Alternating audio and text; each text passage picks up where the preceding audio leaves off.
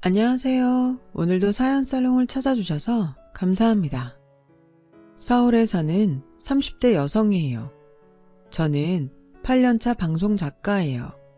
한 업종에서 8년을 일했지만 여전히 저는 비정규직이에요. 우리나라 방송작가 대부분이 저와 같은 비정규직 신세죠.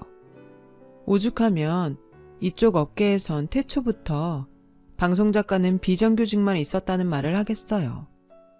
직장인들이라면 누구나 들어있는 사대보험도 저희들한테는 꿈같은 얘기고 퇴직금은 상상도 못할 일이죠. 방송국 사람들과 같은 공간에서 똑같이 고생을 해도 프로가 끝나면 저희는 실업자 신세가 돼요. 어찌나 비참하고 처량한지. 그렇다고 일이나 적나요? 담당 PD에 따라서는 작가한테 자기 일까지 떠넘기는 사람도 많아요. 그래도 군소리 없이 해줘야만 계약한 프로를 끝까지 할 수 있어요. 하소연을 하자면 끝도 없답니다. 그런데도 이 일을 버리지 못하는 건 제가 만든 프로를 보고 위안을 받는 사람들 때문이에요. 특히 저희 부모님이 그렇죠. 아빠 회사가 망한 후로 20여 년간을 안 해본 일이 없이 고생하며 살아오신 부모님의 유일한 낙이 퇴근 후 TV 시청이거든요. 하루 종일 밖에서 온갖 서름을 당하고 버티신 두 분의 얼굴에 웃음꽃이 피어나는 시간이죠. 그 모습에 지난 8년을 버텨왔네요. 그런데 얼마 전 이런 제 일을 하찮게 생각하는 사람 때문에 잠시 이직을 고민하기도 했답니다. 바로 예비 시어머니 때문이죠. 이제는 전 예비 시어머니라고 해야 맞는 말이겠네요. 상견례 날 파혼을 했으니까요. 얘랑과 저는 방송국에서 만났어요. 당시 제가 맡고 있던 프로에 게스트로 의사를 섭외해야 했는데 그때 섭외된 의사가 바로 제 얘랑이었거든요. 담당 PD와는 대학 동문이라 연줄로 섭외를 한 경우였죠. 아직 인지도도 없고 젊어서 그런가 권위적이지 않고 싹싹한 게 사람이 좋아 보이더라고요. 그래서 이후에도 몇 번 같이 일을 하게 되었어요. 그렇게 일적으로 종종 만나다 보니 친근해졌고 술자리도 갖게 되면서 자연스레 가까워졌죠. 처음엔 학벌 차이도 나고 워낙 사는 형편이 달라서 사귈 생각은 꿈도 못 꿨는데 사람 마음이 어디 계획한 대로 흘러가나요? 결국 얼마 안 돼 우리는 사귀게 되었지 뭐예요. 막상 사귀고 보니 그저 평범한 30대 대한민국 남자더라고요. 다른 게 있다면 군 얘기 대신 병원 얘기를 더 많이 한다는 정도였죠. 마치 군 생활 얘기를 하듯 인턴, 레지던트 시절 얘기를 하는데 드라마로 봤던 의국 생활과는 비교도 안 될 정도로 기상천외한 에피소드가 많더라고요. 그 얘기만으로 드라마 몇 편은 뚝딱 만들 수 있겠다 싶었죠. 서로 각자의 일로 바빠서 짬짬이 틈을 내서 주로 번개 데이트를 즐겨야 했지만 그 잠깐 동안 함께 있는 게 그렇게 좋을 수가 없었어요. 그래서 오래도록 같이 있고 싶어서 결혼을 약속하게 되었죠. 이 사람이라면 평생 같이 수다만 떨며 살아도 좋을 것 같았거든요. 그래서 결정한 결혼인데 제 주변에선 우려하는 사람들도 많았어요. 그건 비단 남편과 저의 학벌 차이나 직업 차이 때문만은 아니었어요. 윤 작가, 정말 괜찮겠어? 자기 남친 엄마가 요리 전문가 땡땡땡씨라면서 듣자 하니 대단한 집안이던데? 네, 문제는 바로 예비 시어머니였어요. 그냥 편의상 어머님이라고 할게요. 어머님은 지방 전문대 교수로 방송에도 몇 번 출연한 적 있는 요리 전문가세요. 단아한 외모와 교양 있는 말투 때문에 특히 방송국에서 선호하는 스타일이죠. 일단 신뢰감이 생기는 타입이니까요. 언젠가 여성지와 인터뷰를 한 걸 읽은 적이 있는데 뼈대 있는 학자 집안에서 태어난 분이더라고요. 대학을 졸업하곤 바로 운송업을 하던 돈이 있는 집으로 시집과 전업주부로 살다가 남편이 세상을 떠난 후에야 뒤늦게 전공을 살려 사회생활을 하게 됐다고 하더군요. 처음에는 주택가에 작은 요리학원을 차려서 운영했는데 입소문을 타고 수강생들이 몰렸다나 봐요. 고기도 먹어본 놈이 먹는다고 있는 집에서 살아온 어머님은 어릴 적부터 즐겨 먹어온 고급 요리를 바탕으로 수강생들에게 고급 가정식 요리를 가르쳤고 이게 상류층 사람들 구미에 잘 맞았던 모양이에요. 덕분에 돈 꽤나 있는 집 사모님들과 결혼을 앞둔 자식들이 앞다퉈 어머님 요리교실에 찾아든 거죠. 그러다 여성지에 인터뷰도 하게 되고 방송도 좀 타다가 대학에서 학생들을 가르치게 된 거고요. 한마디로 만만치 않은 분이셨죠. 거기다 하나뿐인 아들까지 의사를 만들었으니 며느리 자리를 얼마나 선별해서 고르시겠어요. 저는 눈에도 안 찰 게 뻔했죠. 누가 봐도 한눈의 차이가 느껴지는 상황이다 보니 결혼 얘기가 나오고부터는 자꾸 주눅이 들더라고요. 그럴 때마다 얘랑은 걱정 말라며 호언장담을 했어요. 자기가 직접 만나보면 알겠지만 우리 엄만 직업으로 사람 차별하는 그런 분이 아니셔. 그러니 걱정 안 해도 돼. 오히려 자기처럼 열심히 사는 사람을 응원하는 분이신걸. 솔직히 얘랑 말을 100% 믿었던 건 아니었지만 적어도 아들이 이렇게 말할 정도면 평소 어머님 성품이 꽤 괜찮은 분임에 틀림없다고 생각했어요. 그래서 약간 기대를 하고 갔는데 어머님 얼굴을 본 순간 아, 이건 아니다 싶더라고요. 방송이나 잡지에서 봐왔던 인상과는 전혀 다른 얼굴이었거든요. 얘랑 말과는 완전 다른 분이셨죠. 뭐? 어디 대학을 나왔다고? 그게 어디에 붙어있는 대학이니? 됐다. 더 알아봐야 뭐가 달라진다고. 그래, 방송 작가라던데 그럼 방송국 정규직인 거니? 아니요, 프리랜서입니다. 뭐? 프리랜서? 어머어머, 말이 좋아 프리랜서지 비정규직이란 소리 하냐? 너 낯짝도 두껍다? 어쩜 그런 스펙에 내 아들을 넘보니? 아무리 염치가 없어도 그렇지? 됐다. 난 이 결혼 절대 허락 못해. 언감생심 어디 감히 내 아들을 넘봐? 정훈이 너도 정신 차려. 이 엄마 얼굴에 먹칠할 생각이니? 어디서 이런 걸 며느리감이라고 데려와? 사람 기막히게. 이봐요. 난 그쪽을 며느리 삼을 생각 없으니까 당장 내 집에서 나가줘요. 아, 혹시나 해서 하는 말인데 오늘 일 복수한답시고 방송가에 떠들어대면 나 바로 소송 들어가니까 알아서 하고. 그렇게 저는 예비시댁에 들어간 지 10여 분 만에 쫓겨나왔어요. 호언장담했던 얘랑은 오히려 저보다 더 충격을 받은 것 같더군요. 그러게 한국 남자들은 어쩜 그렇게 자기 엄마를 모르는 건지. 얘랑은 저를 집까지 데려다주는 내내 한마디도 하지 않았어요.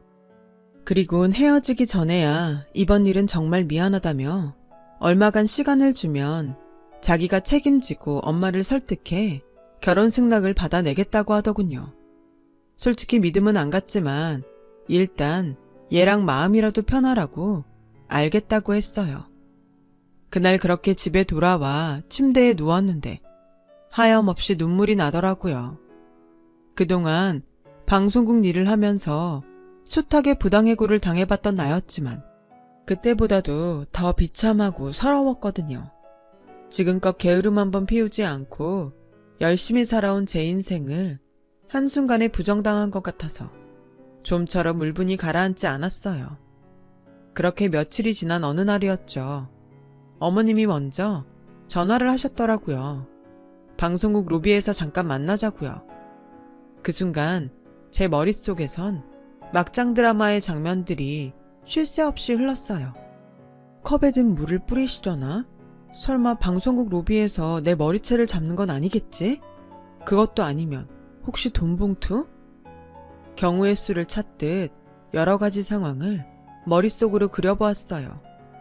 그리곤 약속 시간에 맞춰 방송국 로비로 내려갔죠. 그런데 윤 작가, 여기야 여기. 지난번과는 전혀 다른 얼굴로 환하게 웃으며 저를 부르지 않겠어요? 이건 또 무슨 설정인가 싶은 그때 어머님 옆을 보니 중후한 남자분이 서 계시더라고요. 딱 봐도 어머님이 잘 보여야 하는 사람 같더라고요. 윤 작가, 이리 와서 인사드려. 나 강의 나가는 대학 학부장님이셔. 오늘 방송국 근처에 올 일이 있어서 온 김에 이렇게 모시고 왔어. 윤 작가, 아직 점심 전이지? 어머님은 살가운 모습으로 제 팔짱을 끼시며 같이 점심이나 먹자고 했어요. 그렇게 끌려나간 자리에서 저는 첫 술을 뜨기도 전에 어머님이 저를 찾아온 이유를 알게 되었죠. 윤 작가 진행하는 음식 프로 말이야. 언제 우리 학교에서 촬영하면 어때? 다행히 우리 학부장님께서 장소 협찬에 학생들까지 동원해 주시겠다지 뭐야. 이거 흔치 않은 기회야. 지방 전문대라 신입생 모집에 어려움을 겪는 터라 방송을 이용해 학교 홍보를 하려는 심산이었어요. 방송국밥 8년 차에 제가 그 정도 눈치도 없는 사람일까 봐요. 어머님, 죄송하지만 저희 프로그램 취지와 많이 달라서 그건 좀 곤란해요. 미리 연락을 주셨더라면 괜한 발걸음 안 하셔도 됐을 텐데 죄송합니다. 저는 어차피 안 될 거 질질 끌 필요 없이 단칼에 거절을 했어요. 그래야 나중에 탈이 없으니까요. 하지만 그 바람에 어머님 입장이 꽤 곤란해진 모양이었어요. 여기까지 학부장을 끌고 나왔으니 왜 아니겠어요. 그런데 의외의 반응을 보이지 뭐예요. 얘가 이런다니까? 학부장님, 보셨죠? 우리 예비 며느리가 이렇게 일적으로 FM이랍니다. 이래서 제가 얘를 안 이뻐할 수가 없다니까요. 그런데요, 얘가 말은 이렇게 해도 속은 어찌나 여린지 저한테 미안해서라도 이번 섭외는 꼭 성사시켜 줄 겁니다. 이래봬도 얘가 이쪽에선 팔이 꽤 넓은 유능한 작가거든요. 그건 마치 제게 건네는 경고 같았어요. 네 프로가 아니면 다른 프로에라도 알아서 꽂으라는 무언의 압력이요. 전 그날 어머님이 사주신 비싼 점심을 먹고 체에서 손까지 따야 했어요. 어찌나 꽉 채했는지 시꺼먼 피가 한참 나오더라고요. 그리고 결국 저는 제가 할 수 있는 모든 인맥을 동원해서 어머님네 학교 방송권을 성사시켰답니다. 덕분에 어머님은 학부장한테 면을 세울 수 있었고 학교에서 입지도 굳힐 수 있었죠. 이후 어머님은 이런저런 핑계를 대가며 자신은 물론 지인들의 방송 섭외를 부탁했고 그때마다 저는 선후배들을 찾아가 무릎이 닳도록 빌어가며 일을 성사시켜야 했어요. 그러다 보니 어머님한테 전화가 올 때마다 심장이 조이고 숨이 막히는 증상이 나타나더라고요. 차라리 그때 그만뒀어야 했는데 그깟 결혼이 뭐라고 그렇게 발발 떨며 충성을 했는지. 학벌이며 직업은 마음에 안 들지만 당신이 이용해 먹기 딱 좋은 직종이라 그렇게 여겼던 탓에 어머님은 얼마 뒤 결혼 승낙을 해주셨어요. 저를 며느리로 들여놓고 벽장에다 숨겨둔 곶감 빼먹듯 필요할 때마다 써먹으려는 심보였죠. 그걸 알면서도 저는 제 발로 호랑이 입으로 들어갔던 거고요. 결혼만 하면 그땐 나도 내 할 말 하며 살겠다는 생각이었지만 지금 생각해보면 되도 않는 계획이었어요.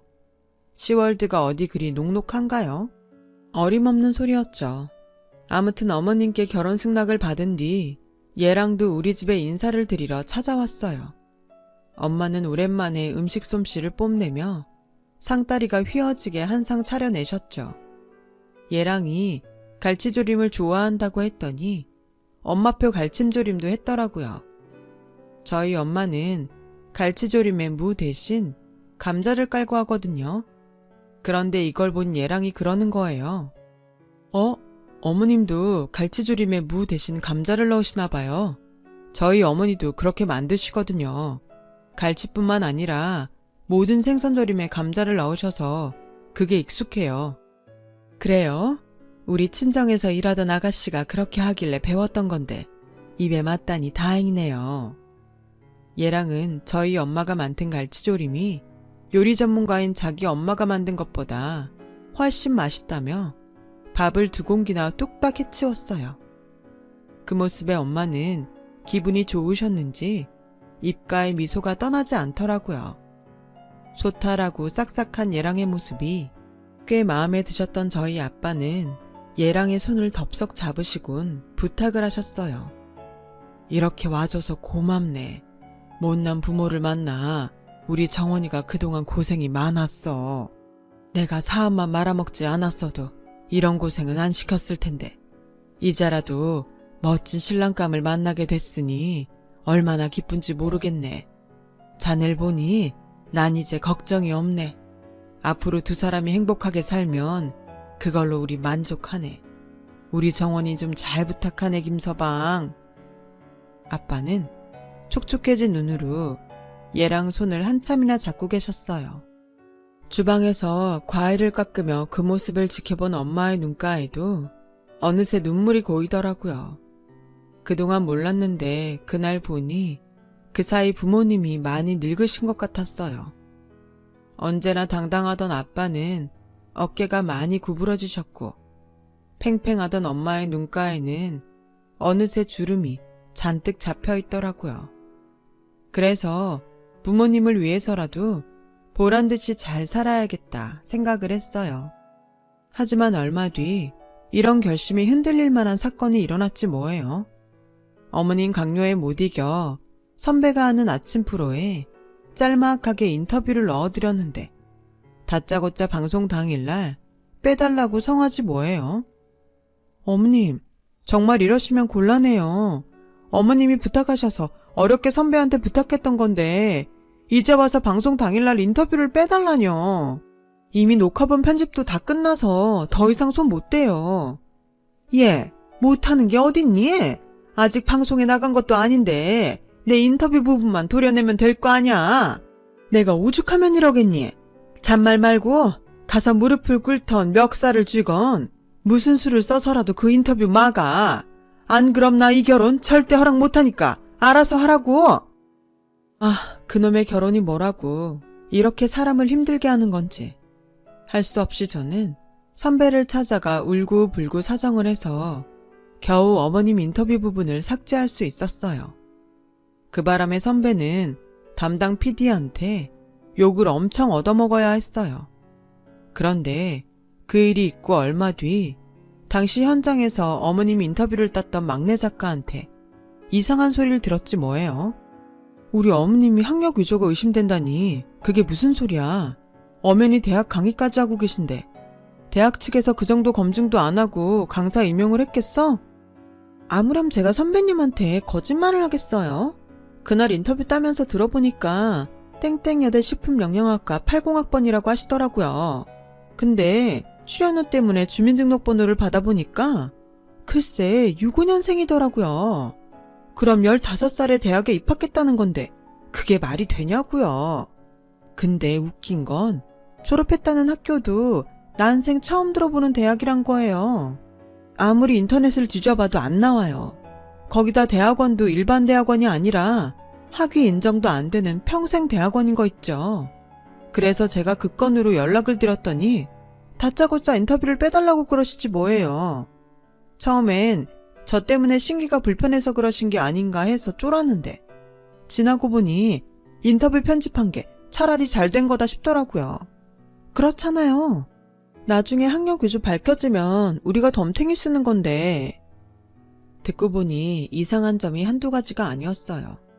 여성지 인터뷰만 해도 80학번이라고 했다가 다른 잡지에선 70년대에 대학을 다녔다고 하고 심지어 과도 다르게 적혀 있더라고요. 그때부터 어머님에 대한 제 의심은 시작됐어요. 그래서 어머님이 인터뷰했던 자료들을 모아 타임라인을 짜기 시작했죠. 그랬더니 모든 게 말도 안 되는 거짓말 투성이더라고요. 이렇게 어머님에 대한 의심이 꼬리에 꼬리를 물고 가던 즈음 드디어 상견례 날이 다가왔어요. 저는 부모님을 모시고 약속 장소로 향했어요. 남동생은 직장에서 바로 오기로 했고요. 도착해보니 예랑과 어머님은 아직 도착을 안 했더라고요.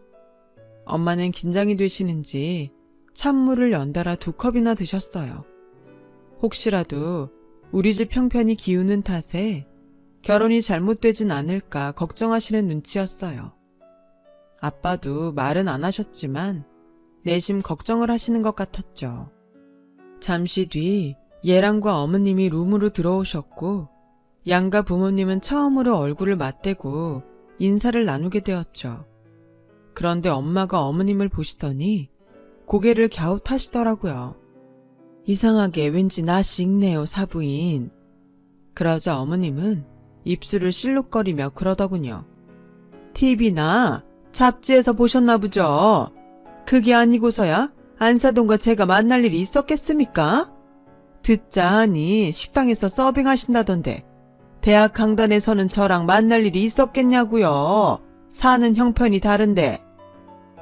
그 말에 엄마는 얼굴이 붉어졌어요. 네, 그러네요. 제가 실례를 했습니다. 아시면 됐습니다.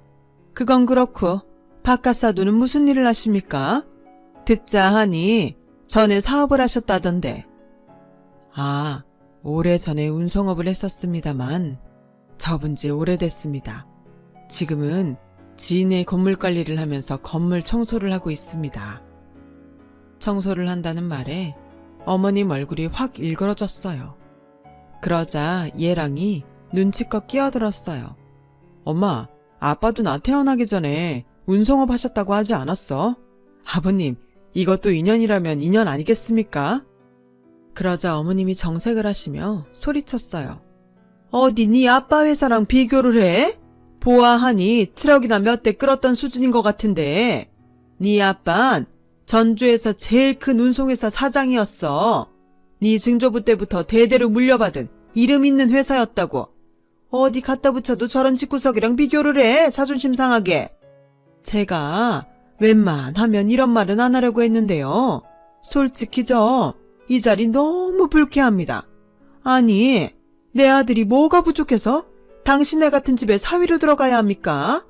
집안이 변변하기라나 며느리의 직업이 번듯하기라나 뭐 하나 눈에 차는 게 있어야 마음에 들죠. 하다 건물 청소부랑 겸상을 하게 될 줄 누가 알았겠습니까? 말이 나왔으니 말인데 저요? 이날이 때까지 저희 집 도우미랑도 겸상 한 번 한 적 없습니다. 뼈대 있는 학자지방 고명딸로 태어나 이날이 때까지 저희랑 비슷한 부류 사람들이랑만 교류를 해놔서 솔직히 이 자리가 얼마나 불편한지 모릅니다. 우리 정훈이 아빠도 사업을 크게 했던 양반이라 지인들도 하나같이 정계에 진출한 분들이거나 이름 있는 사업체 굴리는 사람들 뿐이지 당신네 같은 사람들과는 상대할 일도 없었으니까요. 애 아빠만 일찍 세상을 떠나지 않았다면 이런 말도 안 되는 혼사는 절대 없었을 거라고요. 어머님은 열이 오르는지 손으로 부채질을 하며 연신 푹푹 한숨을 내쉬었어요. 그때였어요. 아빠가 뜬금없이 질문을 하셨죠. 부군께서 하시던 회사 이름이 뭡니까? 다른 의도는 없습니다. 혹시 제가 아는 분이 아닐까 해서요. 전주에서 알아주는 땡땡운수였습니다. 순간 저희 부모님 눈이 둥그레졌어요. 아니 그건 제 회사 이름인데 도대체 어떻게 된 일입니까, 안사돈? 그때였죠. 엄마가 이제야 기억이 났는지 손바닥을 짝 치셨어요. 명자 씨 맞죠? 고명자. 우리 친정에서 일하던 그 고명자. 어쩐지 낯이 익다 했네. 아니 그런데 우리 애 아빠 회사가 왜 명자 씨 남편 회사라는 거야? 명자 씨 남편은 서 회장님 댁에서 일하던 운전기사 아니었어? 그 집 둘째 딸이랑 내가 여고 동창이라 들어서 알고 있는데 말이야. 그러자 어머님은 얼굴이 새빨갛게 달아올라선 자리를 박차고 일어났어요. 그런 어머님을 잡아 세운 건 저희 엄마였어요. 어딜 가? 나랑 할 얘기 남았잖아. 우리 집 일 그만두고 나가던 날 내 방에서 훔쳐간 보석함 기억나지? 내가 시집가기 전에 거기에 반지며 목걸이, 심지어 이랑 첫 데이트 때 받았던 귀걸이까지 다 넣어뒀는데 그거 자기가 들고 나갔다며? 그뿐이야? 내 학생증 들고 다니며 대학생 행세하고 다녔던 것도 내가 다 기억해. 그런데 뭐? 뼈대 있는 학자 집안 고명딸? 그게 어떻게 자기야? 내가 바로 그 집 고명딸인데 자긴 아직도 내 행세하며 사니? 그런 주제에 우리 집 형편을 들먹이며 시건방을 떨어? 뭐? 청소부랑은 겸상을 안 해? 이게 어디서 대먹지 않은 짓거리야? 그래놓고 뭐? 남의 남편까지 자기 남편을 둔갑시켜 부부 행세를 해? 명자씨, 미친 거 아니야? 어쩜 사람이 이럴 수가 있어? 고을의 대학 교수는 중학교도 못 나온 거 다 알고 있는데 도대체 자기 정체가 뭐야? 말해봐. 뭐 이렇게 된 거 솔직히 말할게요. 네, 저 그동안 언니 학생증 이용해서 요리학원도 차렸고 덕분에 돈도 좀 벌었네요. 그치만 어디까지나 내 실력으로 이 자리까지 온 거지 언니 덕 본 거 없어요? 그리고 의사 아들 가진 부모가 이 정도 유세도 못 떨어요? 내가 병원을 차려오랬어. 서울에 아파트를 마련하랬어.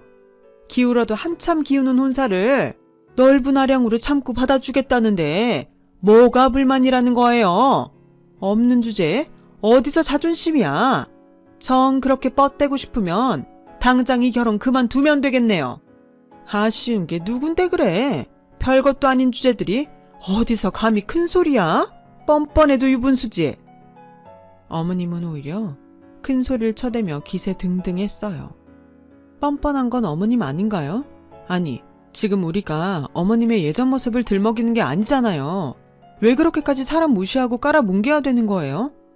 능력이 좋아서 자기 능력으로 거기까지 갔다고요? 그럼 왜 학력 위조를 합니까?